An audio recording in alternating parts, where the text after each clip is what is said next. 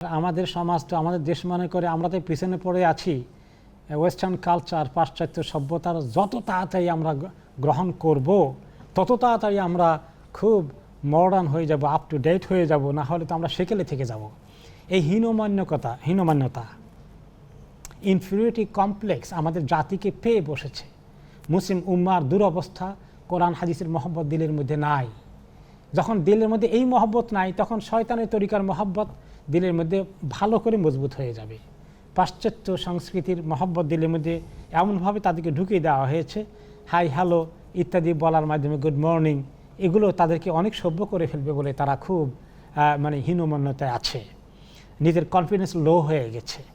Europe যখন অন্ধকারে ছিল, এখানে অন্ধকার যুগ ছিল।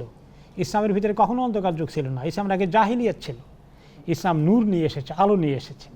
এত সুন্দর জিনিস, আসসালামু আলাইকুম, তোমার প্রতি আল্লাহর শান্তি পক্ষ থেকে শান্তি বর্ষিত হোক, আল্লাহর রহমত তোমার প্রতি নাজিল হোক। এত সুন্দর সে দোয়ার পরিবর্তে হাই হ্যালো আমরা এগুলো করি। এগুলো জাহিলি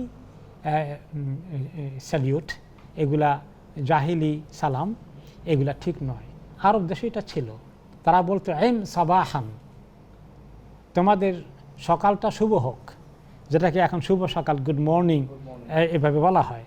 কিন্তু এই গুড মর্নিংয়ের মধ্যে কী দোয়া আছে? মনে করেন একটি ব্যক্তি, এমন এক বাংলাদেশে একজন নামকরা আলিম, তিনি এটা বলতেন যে আপনি যে গুড মর্নিং বলেন সালামের পরিবর্তে, এই লোকটা এখন বড় কষ্টে আছে, তার এক প্রিয়জন মারা গিয়েছে। এখন আপনি গুড মর্নিং 100 বার বললে তো কি ভালো হবে তার সকালটা?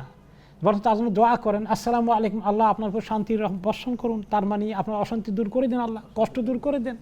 এটা দোয়া হয়ে গেল। এবং সে আপনাকে যখন দোয়া করলো, পাল্টা ওয়া আলাইকুম আসসালাম, আপনি কত দোয়া পেলেন। তো এই যে মানুষ নিজেকে বঞ্চিত করে, আসলে এর মূল কথা কি? দুটো দুর্বলতা। একটা হলো ইমানই দুর্বলতা, ইমানটা একদম মরে গেছে। পাশ্চাত্য সভ্যতা তার কাছে এত আকর্ষণীয় মনে হয়েছে, আল্লাহ এবং তার রাসূলের সভ্যতা তার কাছে মনে হয়েছে যে পেছনের দিকে যাওয়া। আর 2 নম্বর হচ্ছে তাদের এলমের অভাব। আসলে ইমান দুর্বল হয়েছে কোনো এলেম চর্চা না করার কারণে।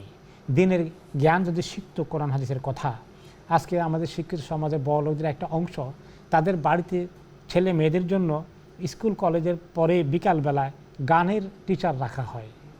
সেখানে কোরআনের টিচার হয়তো বা নেই, এবং তাদের ছেলে মেয়েরা কোরআন পড়তে আদৌ হয়তো বা শিখেনি। আর কেউ ছোটোকালে শিখিয়েছে, তা এখন ভুলে গিয়েছে। একদিন এমন অবস্থা হবে, তাদের ছেলে মেয়েরা তাদের পিতামাতাকে পরবর্তী পর্যায়ে কবর দিয়ে কী দোয়া করতে হবে বলে তা তো জানি নেই। একজন ইমামকে ডেকে আমরা হায়ার করে নিয়ে আসো, এই লাইনেই যাবে।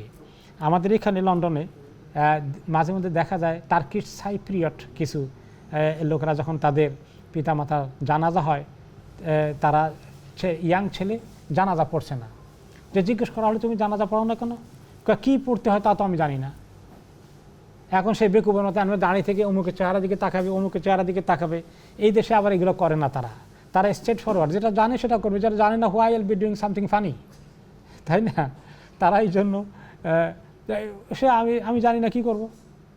তো আমাদের দেশের শিক্ষিত সমাজের একটি অংশ যারা দিনকে সেকেলে মনে করেছে, আনফর্চুনেটলি যা কিছু সামান্য দিন আছে এটা উঠিয়ে দেওয়া পরিকল্পনা চলছে। পাঠ্য বই থেকে ইসলামের যা কিছু আছে, স্মৃতি, শেষ স্মৃতি, কোনো সাহাবীর কথা থাকে, নবীর জিন্দেগি থাকে, বাদশাহ আলমগীরের ওস্তাদকে সম্মান করেছে, এই যে কিছু ইসলামিক কাহিনী আছে, এগুলোকে উঠিয়ে দিয়ে পরিপূর্ণ অনইসলামিক শিক্ষা ব্যবস্থা করার পরিকল্পনা করা হচ্ছে। এইভাবে করে আমাদের লোকেরা এখন যে অবস্থা আমরা দেখতে পাচ্ছি, আগামী জেনারেশন কি নিয়ে যে আসবে, কি যে করবে, কোথায় তারা দাঁড়াবে, শুধু সালাম থেকে দূরে থাকা নয়, ইসলাম থেকে দূরে আমাদের জাতি রওনা হয়ে গেছে। আল্লাহ তাআলা আমাদের এই জাতিকে ইসলামের দিকে ফেরত আনার তৌফিক দান করুন।